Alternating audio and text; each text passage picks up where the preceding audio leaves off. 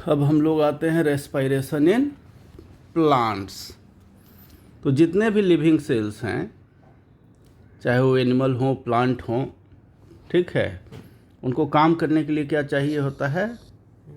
Energy होता है। अब ये एनर्जी कहाँ से मिलेगा? खाना से मिलेगा। खाना कॉम्प्लेक्स आप फूड ले रहे हैं, उसका डाइजेशन होगा, डाइजेशन के बाद एब्जॉर्प्शन होगा, एब्जॉर्प्शन के बाद एसिमिलेशन। क्या पढ़ाए थे? एसिमिलेशन, वो आपकी बॉडी का पार्ट बन जाएगा, एसिमिलेशन होगा, ठीक है ना। तो इस सब काम में क्या होता है? एनर्जी लगता है। अब एनर्जी किस फॉर्म में लगता है? जैसे आप सामान खरीदने जाते हैं तो पैसा लगता है, वैसे ही यहाँ जो एनर्जी लगता है वो एनर्जी आपका किस फॉर्म में होगा? एटीपी में। और ये एटीपी कहाँ से आता है? ये आपको रेस्पिरेशन से आता है, ठीक है ना। समझे बात को? क्या समझे? हर एक्टिविटी के लिए एनर्जी चाहिए। वो एनर्जी कहाँ से आता है? एटीपी से। और एटीपी कहाँ से आता है? रेस्पिरेशन से। जैसे दिया है इसमें कि building a protein from amino acid, amino acid से प्रोटीन बना दिए, ग्लूकोज से आप स्टार्च बना दिए, मिनरल सॉइल से अथी किए, ठीक है। और प्लांट सेल है तो प्लांट सेल में एक सेल वॉल होता है, तो वो सेल वॉल अपने ऊपर जो है सो बनाएगा। तो that require energy, this energy is made available by the breakdown of glucose. ये जो आपका ग्लूकोज है उसका ब्रेकडाउन होगा, और उस ब्रेकडाउन से आपको क्या मिलेगा? एटीपी। और एक इसमें होता है रेस्पिरेशन में, ठीक है। अगर इसको सिंप्लीफाई कर दीजिए तो सिंप्लीफाई कीजिए तो C6H12O6, ये आपका सिंपल ग्लूकोज का फॉर्मूला है। ये 6O2, देखिए रेस्पिरेशन जहाँ पर है ऑक्सीजन, फोटोसिंथेसिस कार्बन डाइऑक्साइड, ठीक है। तो C6H12O6 6O2 balanced chemical equation है। इसमें एंजाइम एक्ट करेंगे और क्या बनेगा? 6CO2 6H2O ATP और हीट। ATP वेरी करता है, किसी में 38 बनेगा एरोबिक में, एरोबिक में शायद 2 बनता है, ठीक है ना। तो ये ATP बना। तो there are 3 important characteristic of respiration in this equation. तो ब्रेकडाउन क्या हो गया ग्लूकोज का? किस में? कार्बन डाइऑक्साइड और वाटर वेपर में। एक सिंगल स्टेप में नहीं होता है। क्या है कि ये हम लोग सिंप्लीफाई किए हैं, वो सीरीज ऑफ इवेंट है। जैसे कोई भी प्रोडक्ट बनता है तो प्रोडक्ट रॉ मटेरियल कच्चा माल से ओके कई सीरीज ऑफ इवेंट्स होते हैं, उसके बाद फिर वो फाइनल प्रोडक्ट मिलता है, चाहे वो कलम हो, मोबाइल हो, लैपटॉप हो, ठीक है। तो ऐसे ही जो C6H12O6 है, ऑक्सीजन के प्रेजेंस में कार्बन डाइऑक्साइड, वाटर और ATP बनता है, तो एक स्टेप में नहीं बनता है, ये in a series of step, ठीक है। These steps occur in 2 major phases. इसमें कितने फेज हैं? 2। एक है ग्लाइकोलाइसिस, एकदम याद रख लीजिए। लाइसिस मतलब हो गया टूटना, ग्लूकोज का टूटना, जिसमें ग्लूकोज किस में बदल जाता है? पाइरूवेट। बोलो पाइरूवेट। ग्लूकोज किस में बदला? In glycolysis. और ये होता है आपको साइटोप्लाज्म में, ठीक है। और दूसरा है क्रेब्स साइकिल, याद रखिएगा KREBS। इसमें अपोस्ट्रोफी एस ए वाला नहीं होता है, ठीक है, ये नहीं होगा कंटिन्यूअस में क्रेब्स साइकिल। तो इसमें जो ग्लाइकोलिसिस में पाइरूवेट बना था, वही पाइरूवेट पर इसका रॉ मटेरियल होगा, और ये पाइरूवेट सीरीज ऑफ रिएक्शन में जाके देगा CO2 6CO2 6H2O और ATP। और ये कहाँ होता है आपको? माइटोकॉन्ड्रिया में होगा। तो जितना भी जो है सो ग्लूकोज का ब्रेकडाउन 2 जगह होगा, साइटोप्लाज्म में और माइटोकॉन्ड्रिया में। तो साइटोप्लाज्म में जो होगा वो ग्लूकोज से कहाँ तक टूटेगा? पाइरूवेट। और माइटोकॉन्ड्रिया पायरूवेट से शुरू होके अल्टीमेटली CO2 H2O ATP में कन्वर्ट हो जाएगा। ATP आपका इसमें भी बनता है, ठीक है। ईच ब्रेक डाउन स्टेप, तो अलग अलग स्टेप में जो होता है तो हर स्टेप के लिए एक अलग से एंजाइम होता है, समझ गए ना। ये नहीं कि एक एंजाइम है वही जो है सो सब करवा रहा है। और इसमें energy liberated in the breakdown of glucose molecule is not all in the form of heat but a large part of it is converted into chemical energy in the form of ATP, a chemical substance called, ए से हो गया आपका adenosine और T से हो गया try और P से हो गया फॉस्फेट। ये देखिए ATP, यही अगर ADP रहेगा तो डाईफॉस्फेट, AMP यानी मोनोफॉस्फेट। अब देखिए इतना बढ़िया चीज़ है ना कि ट्राईफॉस्फेट है, मतलब 3 गो फॉस्फेट रेडिकल है, एक गो फॉस्फेट निकल गया तो ये हो जाएगा डाई, ठीक है। इसमें से एक और फॉस्फेट निकल गया, ठीक है, तो ये डाई वाला क्या बन जाएगा, मोनो। और इसमें एक और ऐड कर दिए तो मोनो बन जाएगा डाई, डाई में एक और ऐड हो गया तो बन जाएगा ट्राई। तो ये क्या है, इंटर कन्वर्टेबल हैं। किस पे डिपेंड करता है, फॉस्फेट रेडिकल पर।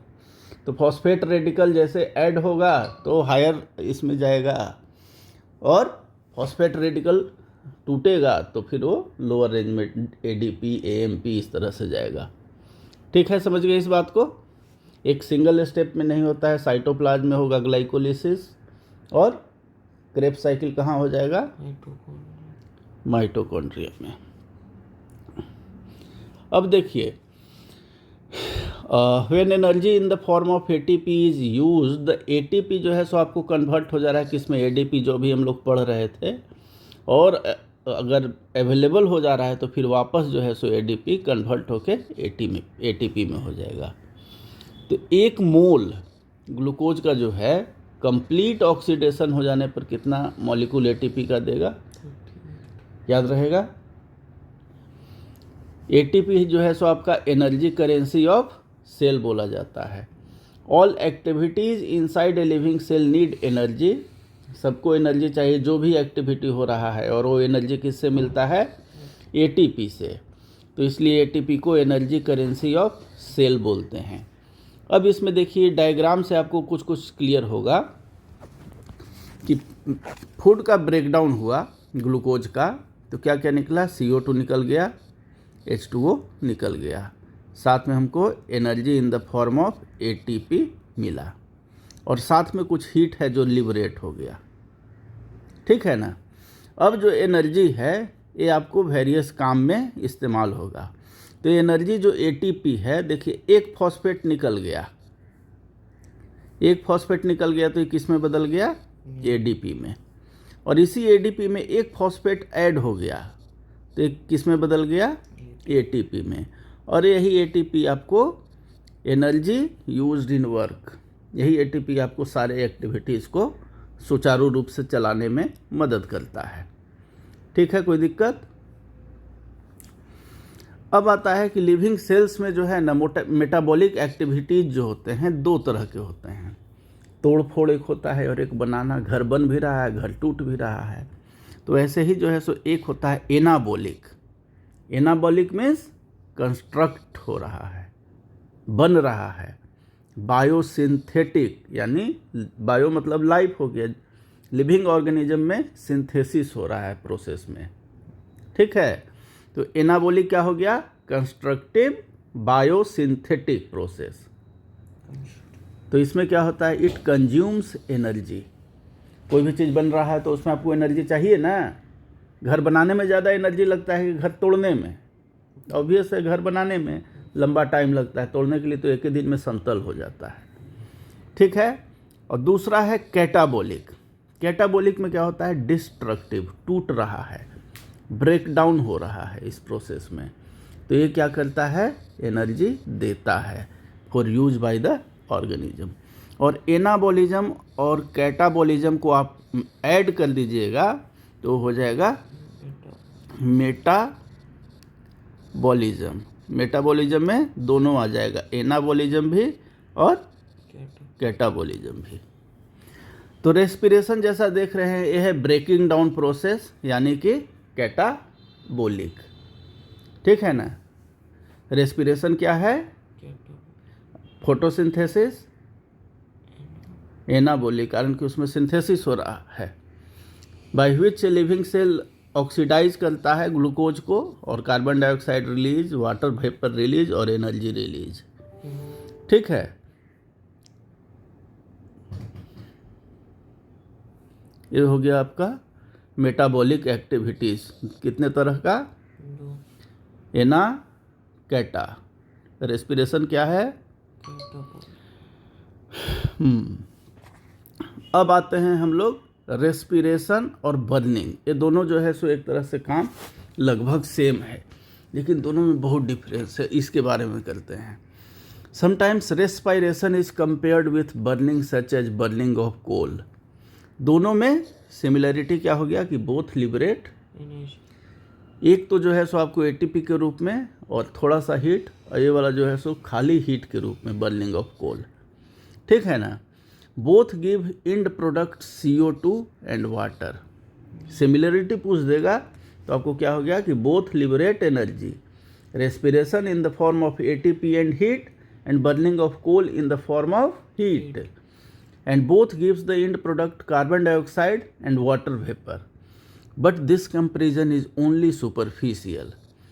डिफरेंस क्या है दोनों के बीच में, ये देखिए आप।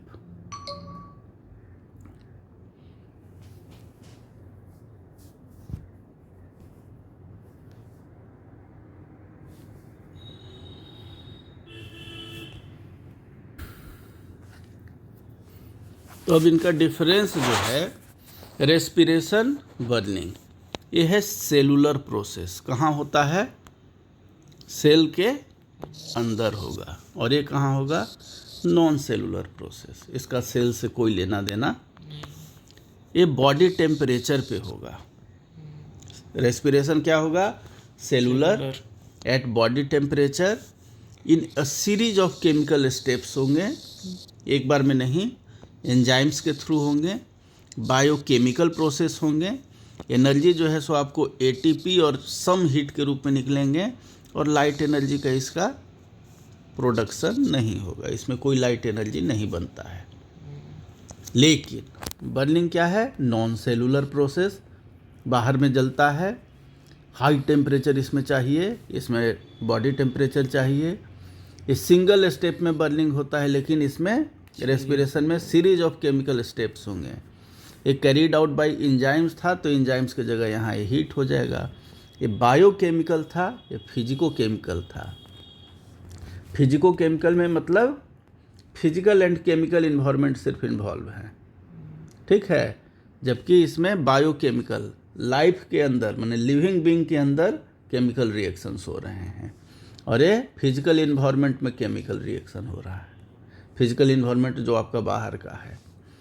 ऑल द एनर्जी इसमें किस में? हीट में और लाइट में। लाइट यहाँ पर कहीं पिक्चर में नहीं है रेस्पिरेशन में। ठीक है। और इसमें लाइट एनर्जी इज प्रोड्यूस्ड, जबकि यहाँ पर no light energy is produced. ठीक है। समझ में आया? याद रहेगा। अब आते हैं कि प्लांट है, तो ऐसा तो नहीं है कि जैसे हमारे शरीर में क्या होता है, हमारे शरीर का रेस्पिरेशन का कैसे होता है? नाक से तो ये ऑक्सीजन ना आया जी। हर सेल के पास ब्लड जो है सो ऑक्सीजन ले जाता है, ग्लूकोज ले जाता है डाइजेशन के बाद। तो हर सेल में साइटोप्लाज्म है, माइटोकॉन्ड्रिया है, तो हर सेल में रेस्पिरेशन होता है। वैसे ही प्लांट में इंटायर प्लांट जो है सो रेस्पायर करेगा। ठीक है। जैसे चाहे वो लीव हो, स्टेम हो, रूट हो, या फिर even the deepest cell placed in any region, सब रेस्पायर करेगा। जिंदा है तो रिस्पायर करेगा। रिस्पिरेशन के लिए क्या क्या चाहिए? प्लांट के केस में ग्लूकोज चाहिए, जो आपको खाना बन जाता है फोटोसिंथेसिस में, ठीक ना। और ये फ्लोएम के थ्रू हर पार्ट तक पहुंच जाता है, ठीक है। और जो है सो ऑक्सीजन इन्वायरमेंट में मौजूद है, ऑक्सीजन भी उसके साथ चला जाएगा और ये जो है सो आपका ब्रेकडाउन होगा। आधा साइटोसोल में होगा, साइटोप्लाज्म में वो क्या हो जाएगा, ग्लाइकोलाइसिस, और माइटोकॉन्ड्रिया में क्या हो जाएगा, क्रेब्स साइकिल, ठीक ना। तो अब है कि देखिए इसमें एक और चीज़ रिक्वायरमेंट है। फ्लोएम तो दे दिया ये आपका ग्लूकोज, फोटोसिंथेसिस में ग्लूकोज बना, वो ग्लूकोज फ्लोएम जो है सो हर पार्ट को पहुंचा दिया, ले भैया ये तुम्हारा ग्लूकोज, ये तुम्हारा ग्लूकोज, ये तुम्हारा ग्लूकोज। तो अब कहेगा कि अरे खाली ग्लूकोज में से हो जाएगा रेस्पिरेशन, आपको ऑक्सीजन वो देगा। तो उसके लिए अलग सिस्टम है। सिस्टम क्या है, ऑक्सीजन प्लांट में 3 रास्ते से आता है। लीव्स में स्टोमाटा के थ्रू, लीव्स में किसके थ्रू आएगा, स्टेम में आएगा लेंटिसेल्स के थ्रू, जो स्मॉल ओपनिंग्स हैं स्टेम में किससे, और रूट के सरफेस पे आएगा रूट में कहाँ से आएगा, जनरल सरफेस। रूट जो है सो हल्का पोरस होता है, वो सॉइल अगर मान लीजिए कि थोड़ा पोरस हो जाता है ना, तो पोरस है तो उसके अंदर एयर रहता है, वो एयर जो है सो ये लोग एब्जॉर्ब करता है। तो इनलेट कौन कौन सा हो गया, stomata in leaves, lenticel in stem और जनरल सरफेस ऑफ रूट। वहाँ से ऑक्सीजन एब्जॉर्ब होकर अंदर आएगा। फ्लोएम जो है सो आपको ग्लूकोज दे दिया है। अब आपके पास साइटोप्लाज्म है, माइटोकॉन्ड्रिया है, साइटोप्लाज्म में ग्लाइकोलिसिस करवाइए और माइटोकॉन्ड्रिया में क्रेब्स साइकिल चलवाइए, और हमको एटीपी चाहिए प्लांट के एक्टिविटीज़ को सुचारू रूप से काम करने के लिए। अब देखिए प्लोइंग मतलब क्या होता है, खेत जोतना। जब आप जोतते हैं तो ऐसे सॉइल कॉम्पैक्ट रहता है, पूरा टाइट रहता है, वो क्या हो जाता है, ढीला हो जाता है, टाइनी एयर स्पेसेस उसमें आ जाते हैं, ठीक है ना। और ये जो है सो टाइनी एयर स्पेसेस क्या होते हैं, सोर्स ऑफ ऑक्सीजन होते हैं, किसके लिए, रूट के लिए। लेकिन यही सोच लो कि जैसे पूरा खेत में पानी भरा हुआ है, या आप प्लोइंग या टिलिंग नहीं किए हैं, तो सॉइल एकदम कॉम्पैक्ट है, तो इसके अंदर एयर स्पेसेस जाएंगे तो फिर जो है सो एयर मिलेगा, नहीं मिलेगा तो रेस्पिरेशन होगा, रेस्पिरेशन नहीं होगा तो एनर्जी मिलेगा। प्लांट का लीव और स्टेम से जो मिल रहा है उससे कुछ दिन काम करेगा, लेकिन कुछ दिन के बाद वो इनसफिशिएंट हो जाएगा, रूट सड़ जाएगा, प्लांट, ठीक है ना। तो does not have air spaces which affect respiration during day time. अब देखिए एक तो ये हो गया कि जब वाटर लॉगिंग हो गया है या सॉइल कॉम्पैक्ट है, आप प्लोइंग नहीं किए हैं, तो उस केस में क्या हो जाएगा, आपको रेस्पिरेशन ठीक से नहीं हो पाएगा। अब देखिए डे टाइम में क्या होगा, फोटोसिंथेसिस होगा, सनलाइट है, तो लीव्स क्या प्रोड्यूस करेगा, ऑक्सीजन।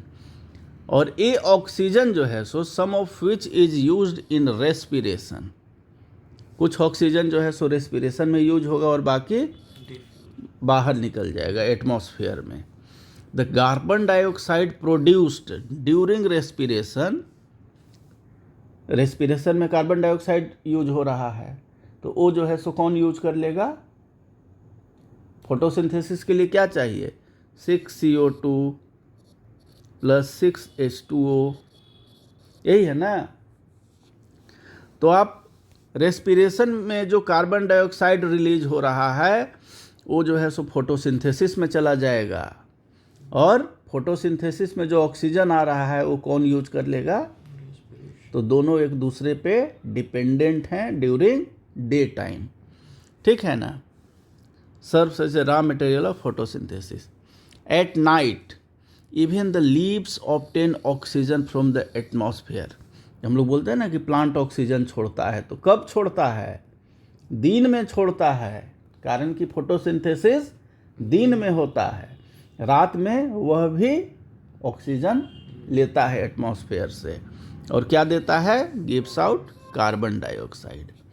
तो कोई भी एक्सपेरिमेंट आपको करना है तो उस एक्सपेरिमेंट को हम लोग प्लांट में दिन में नहीं करते हैं, क्यों, क्योंकि दिन में कीजिएगा तो फोटोसिंथेसिस होगा, फोटोसिंथेसिस से ऑक्सीजन निकलेगा, वो यूज कर लेगा रेस्पिरेशन, रेस्पिरेशन में CO2 निकलेगा, वो CO2 यूज कर लेगा फोटोसिंथेसिस। ठीक है ना।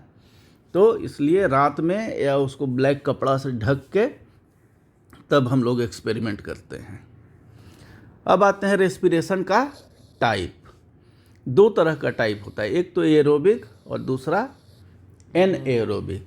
एरोबिक नाम से स्पष्ट है, एयर के प्रेजेंस में, और एनएरोबिक एयर के एब्सेंस में। एरोबिक रेस्पिरेशन क्या हो गया? Free oxygen is used in respiration, complete oxidation of glucose. देखिए एरोबिक में क्या हो गया? फ्री ऑक्सीजन यूज हो रहा है, कंप्लीट ऑक्सीडेशन ऑफ ग्लूकोज हो रहा है, और क्या बन रहा है? ये सब याद रखिएगा, जो जो अंडरलाइन कर रहे हैं, यही आपको दोनों में डिफरेंस बताएगा। ठीक है, कार्बन डाइऑक्साइड बन रहा है और वाटर बन रहा है। ये जो है सो आपका जो इक्वेशन है C6H12O6 + 6O2 enzyme 6CO2 6H2O 38 ATP plus heat, ये किसका इक्वेशन है? एरोबिक रेस्पिरेशन का।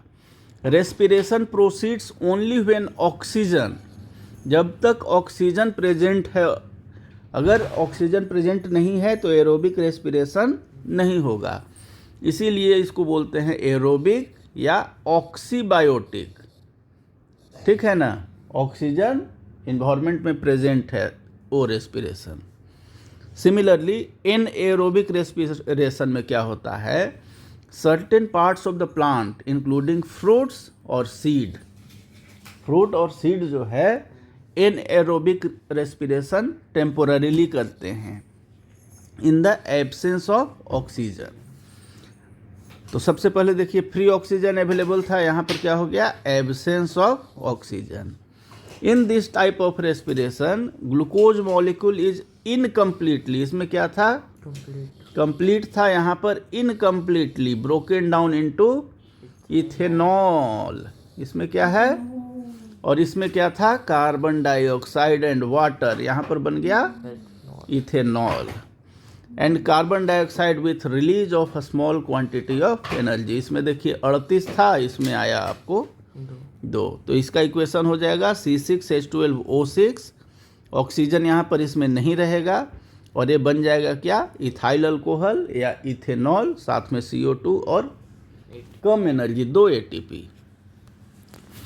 तो this type of respiration is called anaerobic respiration और एनॉक्सीबायोटिक रेस्पिरेशन। एनॉक्सी मतलब क्या हो गया? ऑक्सीजन के एब्सेंट में, as it proceeds even without oxygen. Anaerobic respiration in any part of a plant cannot continue for more than a few days. ये कुछ समय से ज़्यादा नहीं चल सकता है, क्योंकि इसका जो वेस्ट प्रोडक्ट है, इथेनॉल वगैरह जो जमा हो जा रहा है, एनर्जी कम मिल रहा है, तो कैसे चलेगा? मान लो कि तुम्हारा डेली 4 रोटी का डोज है और तुमको डेली आधा रोटी मिल रहा है, तो कितना दिन चलेगा? नहीं चलेगा।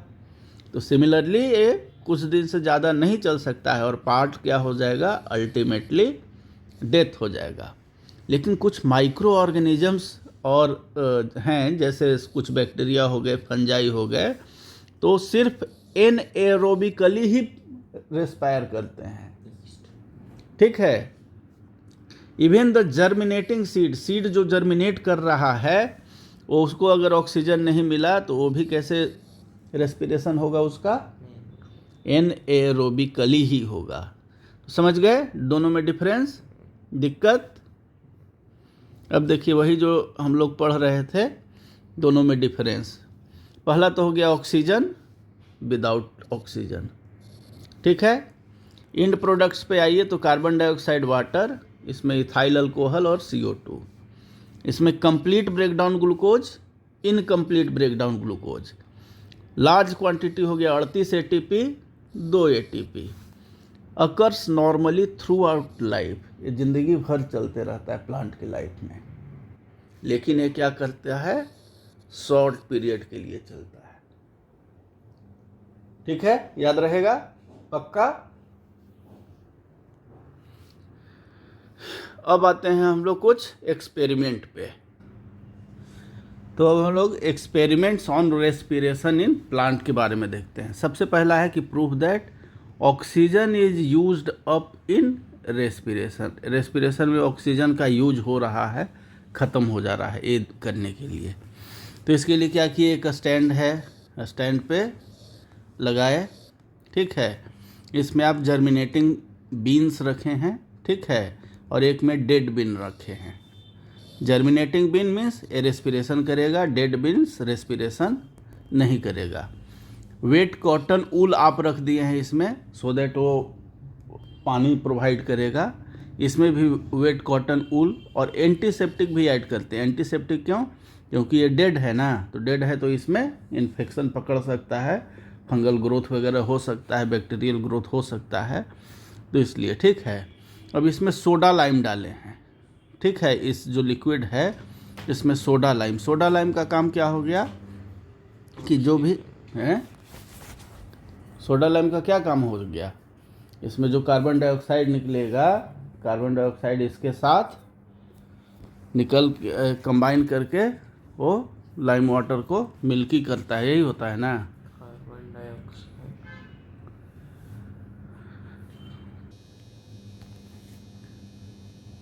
तो हम लोग कहाँ थे, वेट कॉटन वूल डाल दिया और इसमें सोडा लाइम एक टेस्ट ट्यूब से स्टैंड किए हैं और इसको क्या किए हैं आप, कॉर्क से बंद कर दिए हैं मुंह, और ये जो है सो एक ट्यूब जो है सो आपको जाता है सीधे कहाँ, पानी में।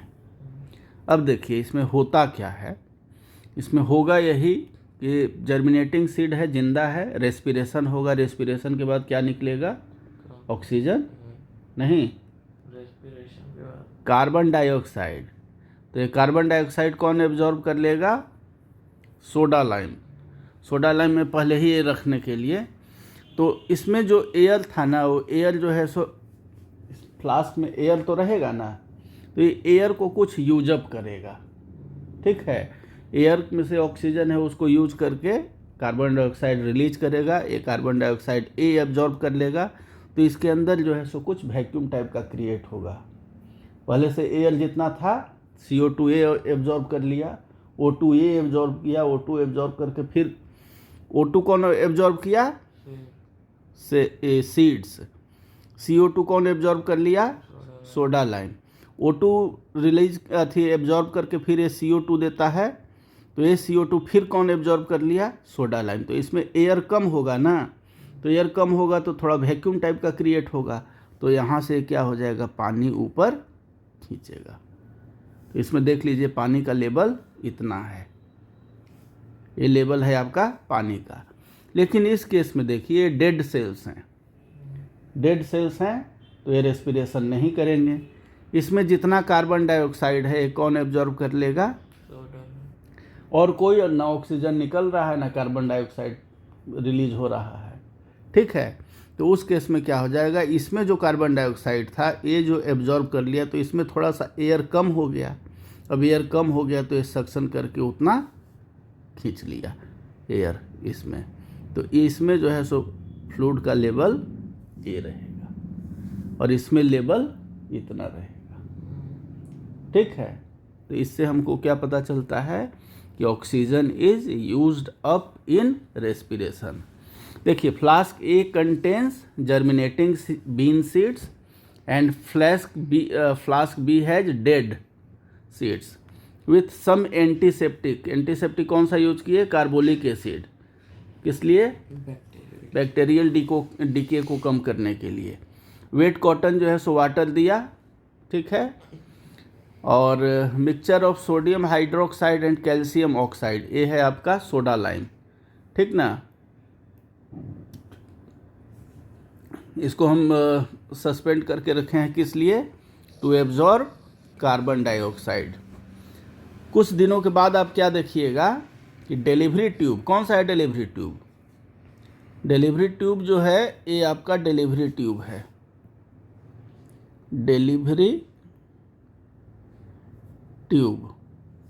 तो कुछ समय बाद आप देखिएगा कि delivery tube connected with flask A will show greater rise in water level, जो अभी दिखाए थे आपको। When a burning paper is introduced into each flask, जब बर्निंग पेपर को आप इंट्रोड्यूस करते हैं ईच फ्लास्क में, कॉर्क को रिमूव करके, तो फ्लेम जो है सो immediately put off in flask A. क्यों? बर्निंग के लिए क्या जरूरी है? ऑक्सीजन। ऑक्सीजन, यानी कि इसमें ऑक्सीजन पूरी तरह से खत्म हो गया। कहाँ खत्म हो गया भैया? तो जर्मिनेटिंग सीड उसको ले लिया रेस्पिरेशन के लिए, तो ऑक्सीजन नहीं मिला तो जलता हुआ पेपर क्या हो जाएगा? तुरंत बुझ जाएगा। लेकिन एक फ्लास्क बी में कुछ समय तक जलते रहता है, तो इससे क्या प्रूफ चलता है कि उसमें थोड़ा बहुत ऑक्सीजन है। थोड़ा बहुत ऑक्सीजन है, इसका मतलब क्या हो गया कि उसमें जो डेड सीड था उस ऑक्सीजन का इस्तेमाल नहीं कर पाया था, यानी कि उनके अंदर रेस्पिरेशन नहीं हो पाया था। This proves that oxygen was absent in flask A. Oxygen flask A में क्या था? खत्म था। कैसे खत्म हुआ? It was used up by germinating seeds and volume of oxygen so used up is indicated by rise of water level in the delivery tube. ठीक है, तो इसमें क्वेश्चन एक आता है कि why there is a slight increase in the level of water in delivery tube of flask B. तो उसमें जो कार्बन डाइऑक्साइड शुरू में होगा, तो उस कार्बन डाइऑक्साइड को कौन एब्जॉर्ब किया? Soda lime. तो उस कार्बन डाइऑक्साइड को मैंने मेंटेन करने के लिए इसमें से क्या किया? ट्यूब से, डिलीवरी ट्यूब से लिया, और उस वजह से वाटर लेवल थोड़ा सा रेज हुआ। अब इसमें दो तीन चीज़ आ जाता है कि ये हम दो एक्सपेरिमेंट क्यों किए। तो जब कभी भी एक्सपेरिमेंट करते हैं ना, तो दो सेटअप होता है। एक एक्सपेरिमेंटल सेटअप, ठीक है, एक्सपेरिमेंटल सेटअप जो एक्सपेरिमेंट प्रॉपर आप कर रहे हैं, और दूसरा है कंट्रोल। हम लोग हमेशा किसी से कंपेयर करते हैं। तो दो एक्सपेरिमेंट किए, जिसमें मेन चीज़ रहेगा वो चीज़ हम उसमें से जो आपको चेक करना है, वो मेन चीज़ नहीं इसमें हमको कंट्रोल में देंगे और कंपेयर करेंगे। देखो इसमें सब कुछ आइडेंटिकल है, फ्लास्क ए फ्लास्क बी में। एक चीज़ डिसिमिलर है, वो क्या है? हाँ, जो सीड है यहाँ पर डेड बीन्स हैं और ये जर्मिनेटिंग बीन्स हैं। तो सिर्फ एक डिफरेंस हम रखे और उसके बाद ही एक्सपेरिमेंट हम किए, बाकी सारा चीज़ सेम है। ठीक है, तो अब इससे हमको यही पता चला कि डेड बीन जो है सो रेस्पायर नहीं करेंगे और जर्मिनेटिंग सीड रेस्पिरेशन करेंगे, O2 यूज अप होगा और ये हमको oxygen is used up in respiration, ये पता चल गया। तो ऐसे एक्सपेरिमेंट को कंट्रोल एक्सपेरिमेंट करते हैं, जिसमें जो आप टेस्ट कर रहे हैं उससे रिलेटेड एक चीज़ एब्सेंट रखेंगे। जैसे इस केस में क्या एब्सेंट रखें? जर्मिनेटिंग या लिविंग सीड को। ठीक है, तो इसी से कंट्रोल करके कंपेयर करके आप बता सकते हैं कि हाँ हमारा एक्सपेरिमेंट सही है। ठीक है, तो ये हो गया आपका। तो जैसा अभी हम लोग बात कर रहे थे कि कोई भी एक्सपेरिमेंट है उसमें दो कंपोनेंट होगा, एक एक्सपेरिमेंटल और एक कंट्रोल। कंट्रोल का काम क्या है? कंपेयर करना है। सब कुछ सेम रहेगा दोनों में, setup identical in every condition except one, the setup in which the condition under a study is missing.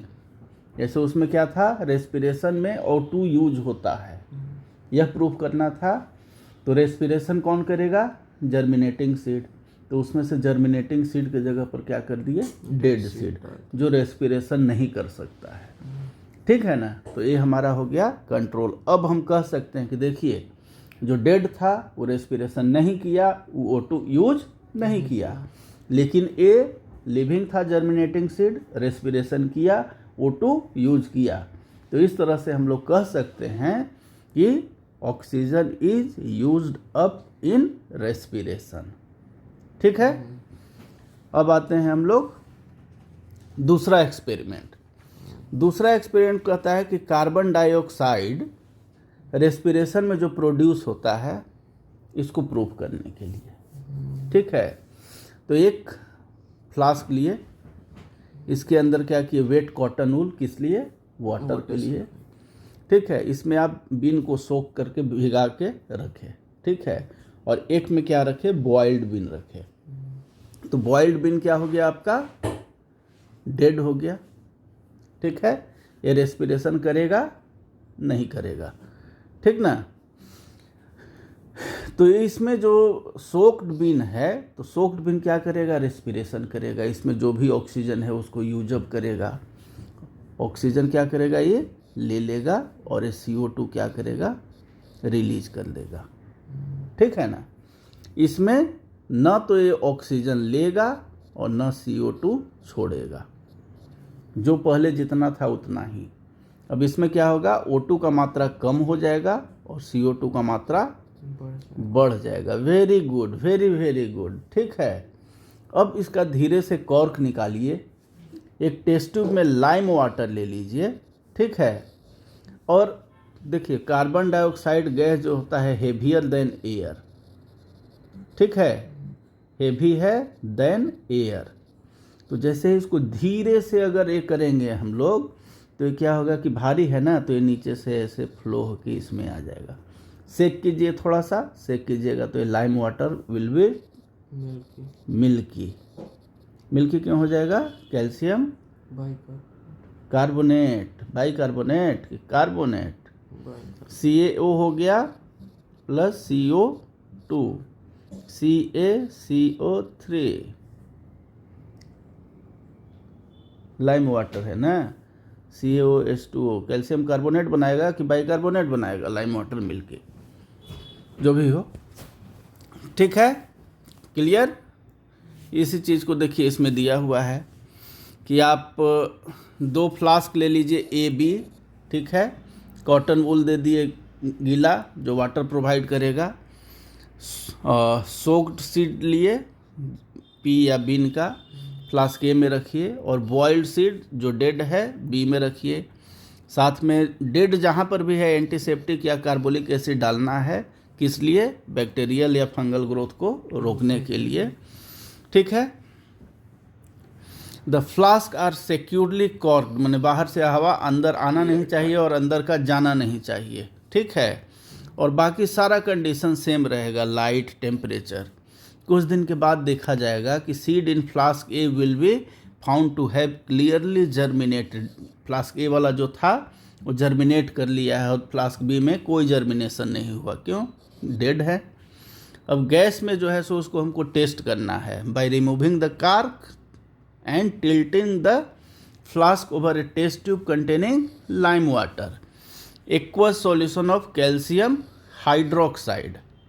ठीक है, कैल्शियम हाइड्रोक्साइड है OH, जो उसके साथ रिलीज करके बना जाएगा calcium bicarbonate. And then shaking up the test tube, the expected gas carbon dioxide जो हेवियर है एयर से, क्या करेगा, फ्लो डाउन होगा, और लाइम वाटर को क्या कर देगा, मिल्की कर देगा।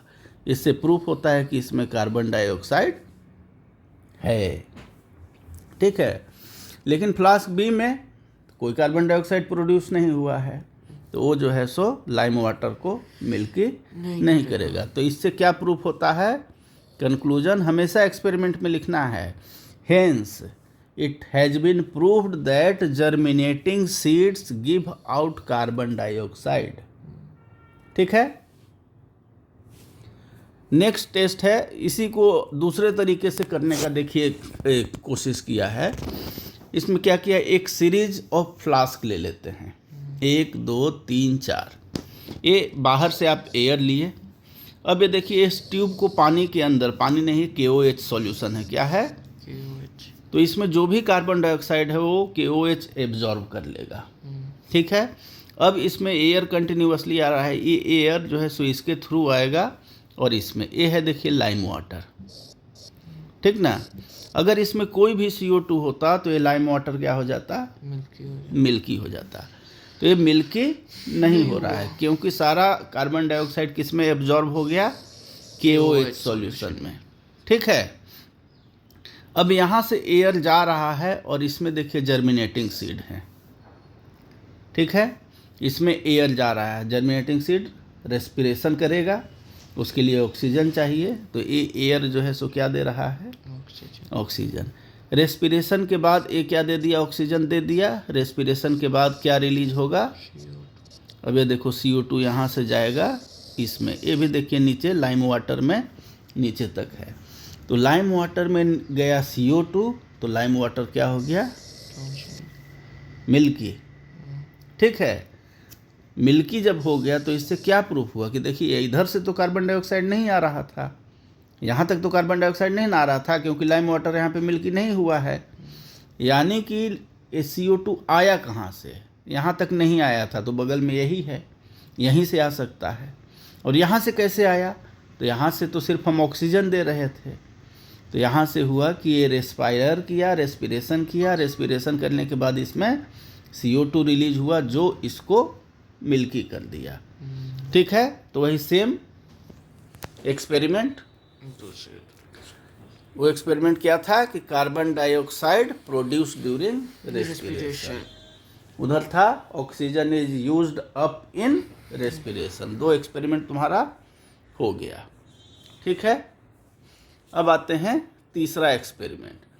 तीसरा एक्सपेरिमेंट कि carbon dioxide is produced by green plants during respiration. ठीक है, ये हो गया। दूसरा एक्सपेरिमेंट भी तो यही था ना, उसमें रेस्पिरेशन का ये कर रहे थे हम लोग जर्मिनेटिंग सीड से। अब जर्मिनेटिंग सीड से हम कहाँ पर आ गए, ग्रीन प्लांट से। ठीक है, तो ये आप एक प्लांट ले लिए, ठीक है, छोटा सा प्लांट है, इसको बेल शेप्ड जार से ढक दिए जो नीचे से ओपन रहता है। इस एरिया को आप वेसेलिन से टाइट कर दीजिए कि कोई भी बाहर से एयर वगैरह नहीं आने जाने पाए।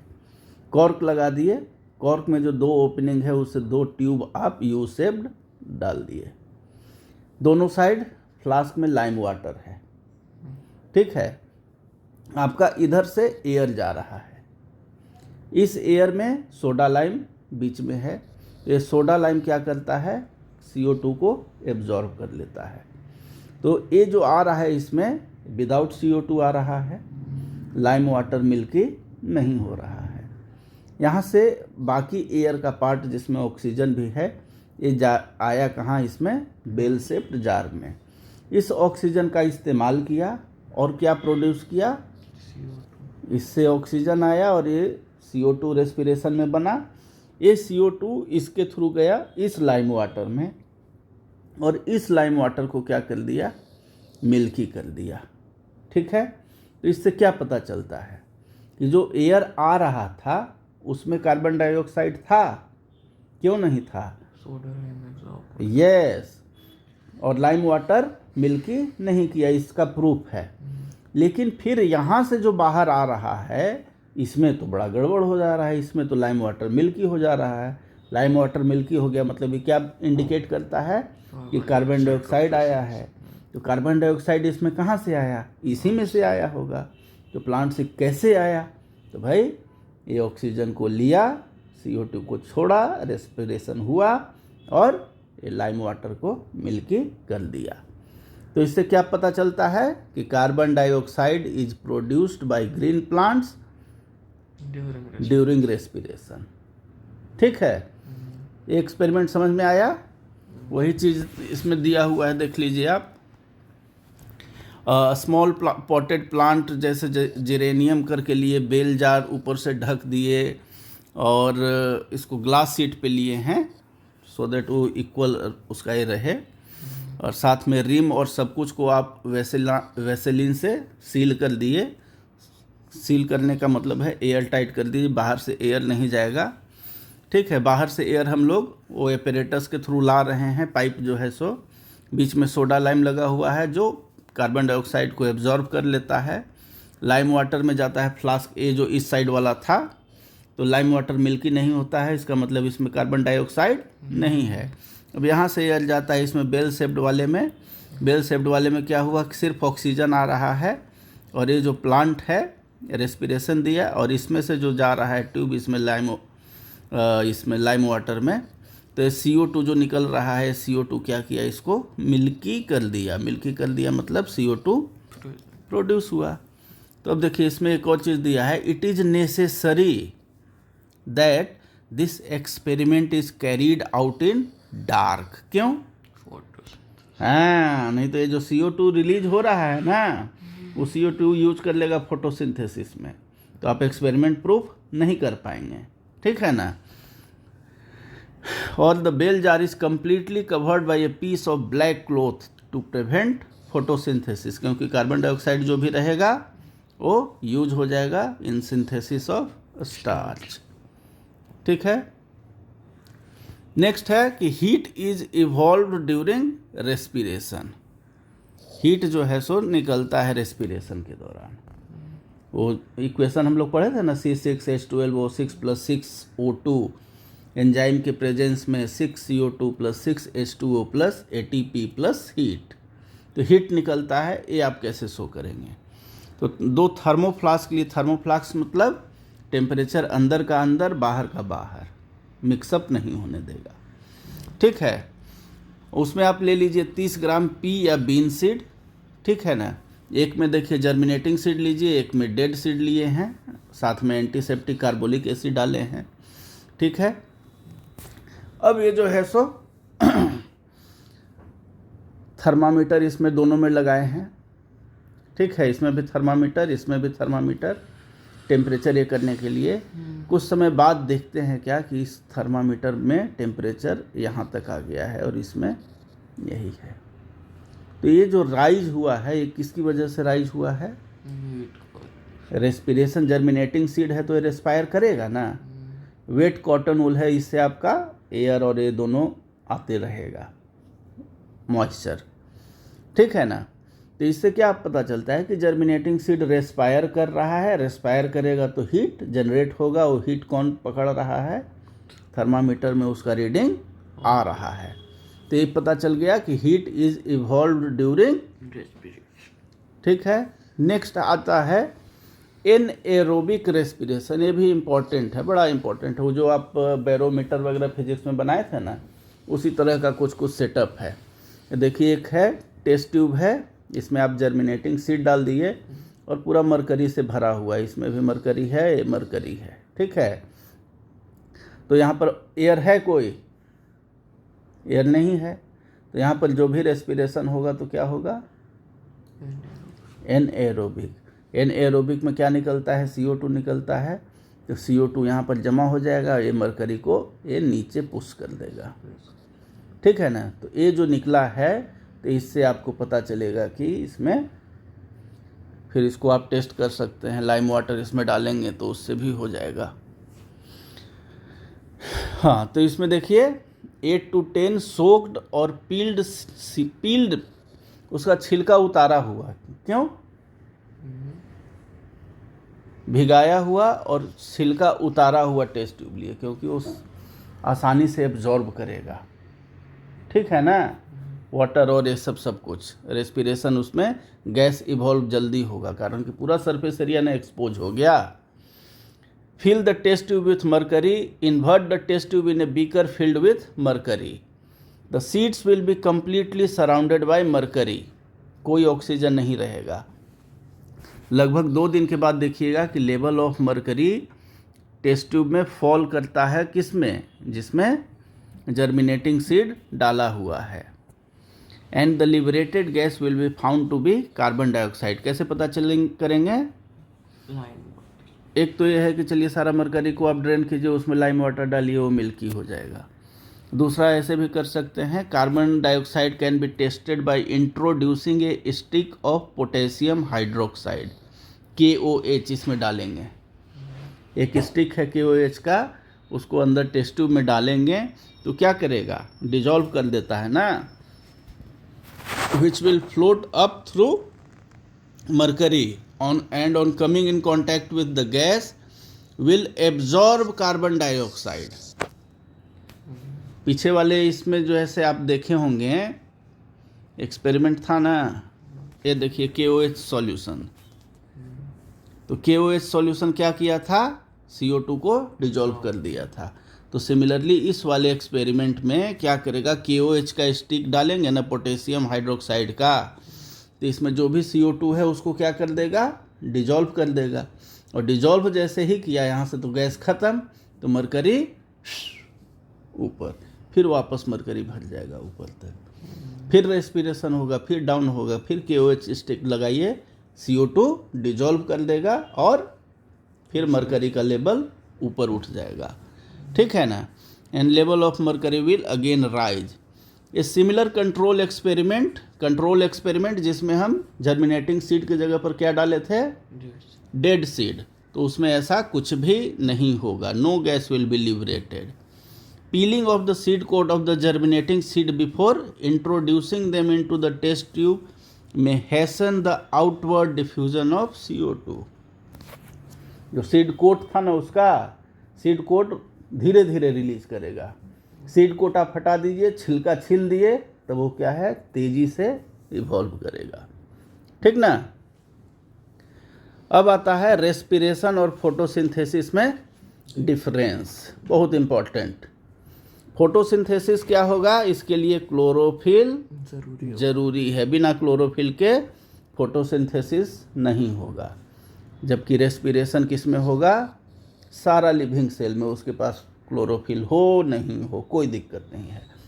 सेल है तो साइटोप्लाज्म होगा ही होगा, सेल है तो माइटोकॉन्ड्रिया होगा ही होगा, यही दो चीज़ चाहिए। फिर जो है सो फोटोसिंथेसिस, प्रेजेंस ऑफ लाइट, इसके लिए 24 घंटा होगा, ठीक है। एक कार्बन डाइऑक्साइड और वाटर यूज करता है, और एक क्या यूज करेगा, ऑक्सीजन ग्लूकोज। इसमें oxygen as a end product, इसमें इंड प्रोडक्ट क्या है, ऑक्सीजन, और इसमें क्या है, कार्बन डाइऑक्साइड। तो देखिए इसका इंड प्रोडक्ट इसका रॉ मटेरियल है, और इसका इंड प्रोडक्ट रेस्पिरेशन का रॉ मटेरियल है, दोनों एकदम कंट्रास्ट है, एकदम अपोजिट, ठीक है। लाइट एनर्जी जो है सो इसमें कन्वर्ट हो रहा है किसमें, केमिकल एनर्जी, और इसमें केमिकल एनर्जी जो है सो आपका पार्टली कन्वर्ट हो रहा है हीट में, जो टेम्परेचर थर्मामीटर से आप लिए थे, और पार्टली जो है सो आपको useful energy in the form of ATP। इसमें देखिए फोटोसिंथेसिस में सिंथेसिस हो रहा है स्टार्च का, तो ये क्या हो जाएगा, गेन इन वेट, और यहाँ पर क्या हो जाएगा, रेस्पिरेशन कैटाबोलिक है, लॉस ऑफ वेट।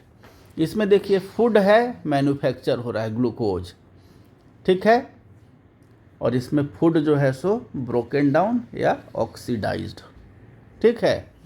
तो बाकी ये चीज़ हम लोग देख रहे थे कि ये कॉम्प्लीमेंट्री है एक दूसरे के, ठीक है, एक का रॉ मटेरियल दूसरे का इंड प्रोडक्ट है, ठीक ना।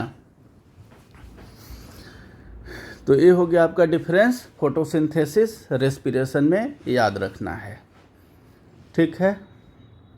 अब आता है respiration in plants compared with respiration in animal. In basic aspect respiration are same in all organism, ठीक है। There are some differences in respiration between plants and animal, 3 है, आपको याद रखना होगा, ठीक है। प्लांट में क्या होता है, कोई गैसियस ट्रांसपोर्ट नहीं होता है। गैसियस ट्रांसपोर्ट मतलब यहाँ से नाक से मुंह से आप ऑक्सीजन लेते हैं, फिर वो ब्लड के थ्रू पूरे शरीर में जा रहा है। यहाँ पर क्या होता है, सिंपली डिफ्यूजन होता है, यहाँ है यहीं से डिफ्यूज किया इस पार्ट में, जैसे मान लीजिए ये प्लांट है, ये रूट है इसका, और ये स्टेम है, और ये लीव है, तो स्टेम में डिफ्यूजन होगा, लीव में डिफ्यूजन होगा, रूट में डिफ्यूजन होगा, और यूज होगा रेस्पिरेशन में। तो यहाँ पर कोई गैस का ट्रांसपोर्ट नहीं होता एक जगह से दूसरे जगह। प्लांट में जैसे होता है ना वाटर, मिनरल, इसका ट्रांसपोर्ट होता है जाइलम के थ्रू रूट से ऊपर। सिमिलरली जो फूड बना ये फ्लोएम से होता है नीचे, लेकिन गैस का कोई ट्रांसपोर्ट नहीं होगा, ठीक ना। लेकिन एनिमल में क्या हो गया कि ब्लड आपको ट्रांसपोर्ट करता है रेस्पिरेटरी गैसेस को। रेस्पिरेटरी गैसेस में कौन कौन आ जाएंगे, ऑक्सीजन और कार्बन डाइऑक्साइड, ठीक है। One of the end product of anaerobic respiration in plant is ethanol और इथाइल अल्कोहल। लेकिन एनिमल में लैक्टिक एसिड है। एनिमल में एनाएरोबिक रेस्पिरेशन में क्या बनता है? लैक्टिक। प्लांट में क्या बनता है? इथेनॉल। इथेनॉल। इसीलिए प्लांट को सड़ा के, प्लांट पार्ट को, जैसे सीड हुआ, फ्रूट हुआ, वो सबको सड़ा के क्या बनाते हैं? अल्कोहल बनाते हैं। लेकिन एनिमल के पार्ट को सड़ा के आप अल्कोहल नहीं बना पाएंगे। In plants the process produces little heat as compare to animal. Animal में जो है सो ज़्यादा हीट, जैसे आप सांस छोड़ते हैं ना, तो नाक के पास आप हाथ रखेंगे तो आपको महसूस होगा गर्म है। तो किस में ज़्यादा हीट प्रोड्यूस होता है? एनिमल में। प्लांट में उससे कम प्रोड्यूस होता है। तो इस तरह से ये हम लोग का हो गया। तो रेस्पिरेशन इन प्लांट और एनिमल में कंपेयर में क्या क्या हो गया कि सिंपल डिफ्यूजन होगा, कोई गैसियस ट्रांसपोर्ट नहीं होगा, लेकिन एनिमल में होगा। साथ में एंड प्रोडक्ट जो है सो इथेनॉल प्लांट में, लैक्टिक एसिड एनिमल में, और more heat produced in animals. ठीक है। अब आते हैं रेस्पिरेशन फोटोसिंथेसिस। तो अपोजिट है, एग्जैक्टली अपोजिट। तो क्या इसमें एक CO2 रॉ मटेरियल है, O2 एंड प्रोडक्ट है फोटोसिंथेसिस में, और यही अपोजिट हो जाता है किसमें? रेस्पिरेशन में। फोटोसिंथेसिस रेस्पिरेशन, तो क्लोरोफिल चाहिए। रेस्पिरेशन सब लिविंग सेल्स में होगा, चाहे उसके पास क्लोरोफिल हो ना हो, लाइट के प्रेजेंस में होगा, हर समय होगा। कार्बन डाइऑक्साइड वाटर यूज करता है और ये रिलीज करता है। ऑक्सीजन रिलीज करता है और रेस्पिरेशन यूज करता है। लाइट एनर्जी किस में कन्वर्ट हुआ? केमिकल में। और केमिकल जो है सो पार्टली हीट और partly ATP। Gain in weight, loss in weight, anabolic, catabolic. ठीक है। ये शो कर रहा है एनएरोबिक रेस्पिरेशन। मरकरी लिए, जर्मिनेटिंग सीड लिए। जर्मिनेटिंग सीड क्या रिलीज करेगा? Carbon dioxide. कार्बन डाइऑक्साइड में KOH स्ट्रिक लगाएंगे, उसको डिजोल्व कर देगा। मरकरी लेवल फिर वापस ऊपर चला जाएगा। Heat is evolve during respiration. इसके लिए जर्मिनेटिंग सीड ले लिए, डेड सीड लिए, वेट कॉटन से भर दिए, थर्मोफ्लास्क लिए जो टेम्परेचर अंदर बाहर नहीं होने देगा। जर्मिनेटिंग सीड है तो इसमें टेम्परेचर बाद में ये आएगा, जो डेड सीड है उसमें टेम्परेचर नहीं बढ़ेगा। ठीक है। जो एटमॉस्फेरिक टेम्परेचर है वही रह जाएगा। तो इससे क्या पता चलता है कि रेस्पिरेशन जो जर्मिनेटिंग सीड किया उससे टेम्परेचर बढ़ा, हीट रिलीज हुआ। अब नेक्स्ट ये है कि carbon dioxide is produced by green plants. ये है प्लांट्स वाला। तो देखिए इधर से सोडा लाइम एयर जो खींच रहे हैं आप सक्शन पंप से, तो इससे जो एयर आ रहा है, सोडा लाइम क्या किया? CO2 एब्जॉर्ब कर लिया। लाइम वाटर में CO2 नहीं जा रहा है तो मिल्की नहीं हुआ। ये गैस जाता है प्लांट के पास, प्लांट को O2 दिया, प्लांट CO2 निकाला रेस्पिरेशन के बाद, और ये CO2 जब दूसरे फ्लास्क में जाता है जिसमें लाइम वाटर है तो इसको मिल्की कर देता है। ठीक है। क्या प्रूफ हो गया कि carbon dioxide is produced by green plants during respiration. ये जो है सो आपका एक्सपेरिमेंट था, carbon dioxide produce during respiration in germinating seed. यहाँ पर सीड है, वहाँ पर प्लांट था। तो इस केस में क्या लिया? जर्मिनेटिंग सोक्ड बीन ले लिए वेट कॉटन के ऊपर। ये बॉइल्ड है जो डेड है। जब ये रेस्पायर करेगा तो इसके अंदर कार्बन डाइऑक्साइड जमा होगा। कार्बन डाइऑक्साइड हेवियर है, CO2 हेवियर है, इसको नीचे फ्लो होकर इसमें आएगा और इसको लाइम वाटर को मिल्की कर देगा। इसी में जो है सो बोलता है एक दूसरा जो एक्सपेरिमेंट था, एयर आप इसमें लिए, KOH सॉल्यूशन जो CO2 को डिजॉल्व कर देगा। अब ये CO2 फ्री है, ये प्रूफ हो जाएगा कि इसमें लाइम वाटर मिल्की नहीं हो रहा है। अब ये एयर जो है सो ऑक्सीजन वाला गया इसमें जर्मिनेटिंग सीड में, ये रेस्पिरेशन करेगा, CO2 रिलीज करेगा, और ये CO2 इस फ्लास्क में जाके लाइम वाटर को मिल्की कर देगा। इससे क्या प्रूफ हो जाता है कि कार्बन डाइऑक्साइड जो है सो जर्मिनेटिंग सीड रेस्पायर करेगा तो प्रोड्यूस होगा। नेक्स्ट अब पहला एक्सपेरिमेंट जो था कि रेस्पायरेशन में ऑक्सीजन यूज्ड अप हो जाता है। तो दो आइडेंटिकल लिए, एक कंट्रोल है, ये आपका कंट्रोल एक्सपेरिमेंट जिसमें डेड सीड लिए, इसमें जर्मिनेटिंग सीड लिए, सोडा लाइम जो कार्बन डाइऑक्साइड को एब्जॉर्ब कर लेता है। ठीक है ना। इसमें जो भी ये है ऑक्सीजन रिलीज हुआ। ठीक है। जर्मिनेटिंग सीड में ऑक्सीजन रिलीज होगा ना, मारेंगे थप्पड़ में यार, रेस्पिरेशन है तो ऑक्सीजन कंज्यूम करेगा ना। तो ऑक्सीजन इसमें जितना भी है ऑक्सीजन कंज्यूम कर लिया और CO2 रिलीज किया, और ये CO2 कौन एब्जॉर्ब कर लिया? Soda lime. और सोडा लाइम ऑक्सीजन गैस इस फ्लास्क में कम हो गया तो क्या हो गया? ये गैस कहाँ से खींचेगा? ट्यूब से खींचेगा, और ट्यूब से जब गैस खींचेगा तो ट्यूब में अंदर से नीचे से पानी खींचेगा, तो पानी का लेवल ये जो डिलीवरी ट्यूब में है बढ़ जाएगा। लेकिन इस केस में कोई रेस्पिरेशन नहीं हो रहा है, तो कोई भी O2 कंज्यूम नहीं हो रहा है और CO2 फर्दर रिलीज नहीं हो रहा है। इसमें जो CO2 था वो CO2 कौन एब्जॉर्ब कर लिया? Soda lime. तो ये जो CO2 कम हुआ तो ये कहाँ से लेगा? ये इससे लेगा डिलीवरी ट्यूब से, और जब इसमें से ये खिंचाएगा तो इसमें से साथ में जो है सो पानी का लेवल थोड़ा सा वो बढ़ेगा। और चूंकि ये डेड से सीड हैं, रेस्पिरेशन नहीं कर रहे हैं, इसलिए इसमें फर्दर CO2 नहीं रिलीज हो रहा है जिसको ये एब्जॉर्ब कर लेगा, इसलिए इसमें और आगे नहीं डिलीवरी ट्यूब में वाटर का लेवल नहीं बढ़ता है। तो इससे क्या पता चलता है कि ऑक्सीजन इज यूज्ड अप, ख़त्म हो रहा है रेस्पिरेशन में। एरोबिक एनारोबिक के डिफरेंस में ऑक्सीजन विदाउट ऑक्सीजन, ठीक है।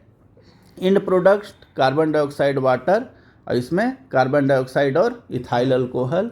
इसमें कंप्लीट ब्रेकडाउन हो रहा है ग्लूकोज का, इसमें इनकम्प्लीट। कंप्लीट ग्लूकोज का ब्रेकडाउन होकर क्या बना रहा है? Carbon dioxide water, incomplete breakdown करके इथाइल अल्कोहल और carbon dioxide. 38 ATP 1 mole of glucose से, और इससे 2 ATP। एक कम पीरियड के लिए होता है, थ्रू आउट लाइफ होता है, ठीक है।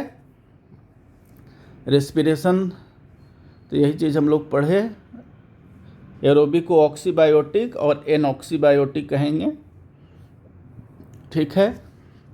प्लांट में एयर जो है सो ऑक्सीजन 3 रास्ते से आता है, स्टोमाटा लीव में, लेंटिसेल स्टेम में, और रूट में जनरल सरफेस से, ठीक है।